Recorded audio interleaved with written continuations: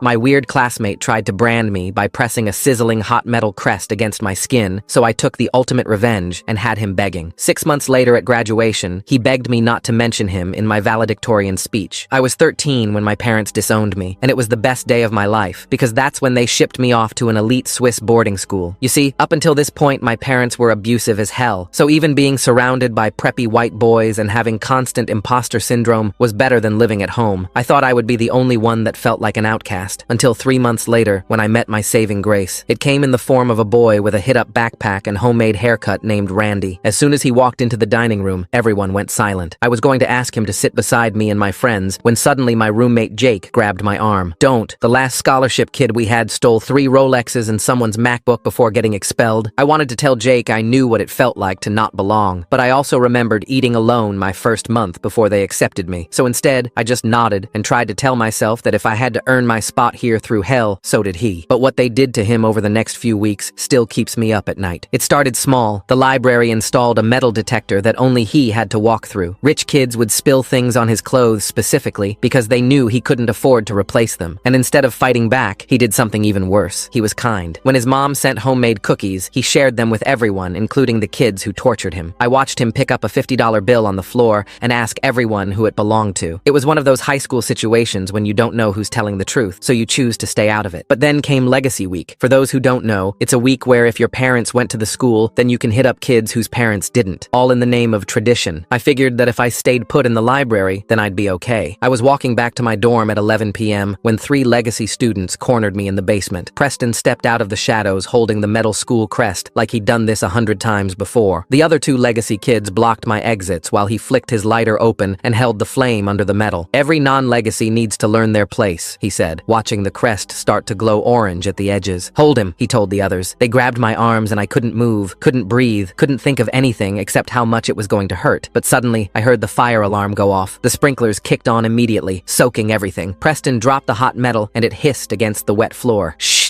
We gotta go, one of them said. They released my arms and bolted for the exit. Through the water pouring down, I saw Randy standing by the alarm pull station, his hand still on the lever. He helped me up, and we made our way out as security guards rushed past us toward the basement. The next morning, we were called to the headmaster's office. I walked in with my head held high, thinking that Preston would finally get what he deserved, but the headmaster didn't even look at me. He just stared straight at Randy. "Do you have any idea how much damage you've caused?" he asked, his tone cold and assertive. "The basement is flooded. Thousands of dollars in water damage. They were trying to— This is what happens when we let people like you in," the headmaster interrupted him. "You can take the kid out of the gutter, but you can't take the gutter out of the kid. One more incident, and you're out." Randy's shoulders dropped as he nodded. We were